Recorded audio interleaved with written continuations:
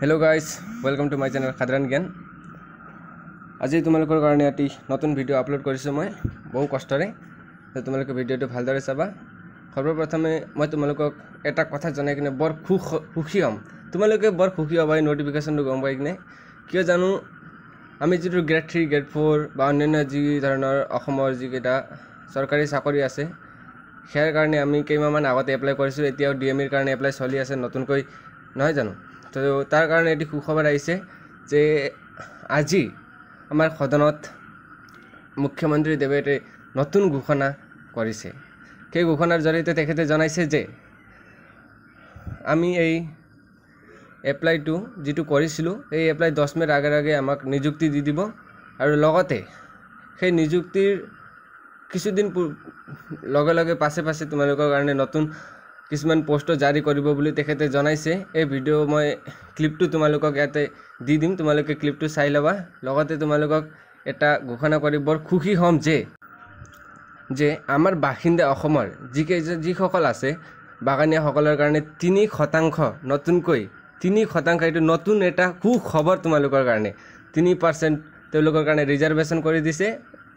3% reservation মানেনো কি সেই কথাটো এটা প্ৰশ্ন উঠিল নহয় জানো। সেই 3% ৰিজাৰ্ভেশনটো মানে হল তোমালোকে মেৰিট লিষ্টত যিমানৰ মাৰ্ক হিচাপে যিমান পোষ্ট আছে ট্ৰাইবেলৰ কাৰণে ট্ৰাইবেলৰ কাৰণে তেওঁলোকে কিমান পোষ্টৰ চাকৰি পাব। তাৰ উপৰিও 3% তেওঁলোকৰ কাৰণে এক্সট্ৰা ৰিজাৰ্ভেশন থাকিব।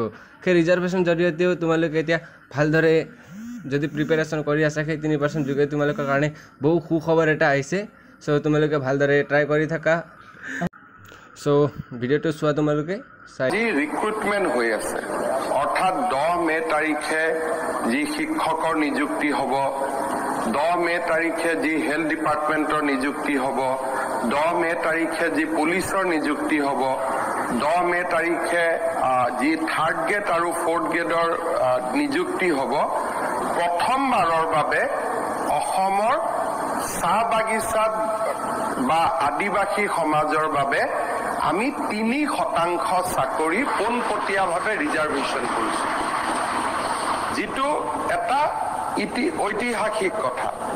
অৰ্থাৎ আজি যে 50,000 যদি চাকৰি হয় 3% চাকৰি ডাইৰেক্টলি মেৰিটত যি পাবতো পাবই, মেৰিটত পোৱাৰ উপৰিও ওবিসি হিচাপে যি পাবই, এইখিনিৰ উপৰিও 3% চাকৰি ডাইৰেক্টলি আমাৰ আদিবাসী আৰু চাহ জনজাতি সম্প্ৰদায়ৰ লোকৰ বাবে আমি সংৰক্ষণ কৰিছো।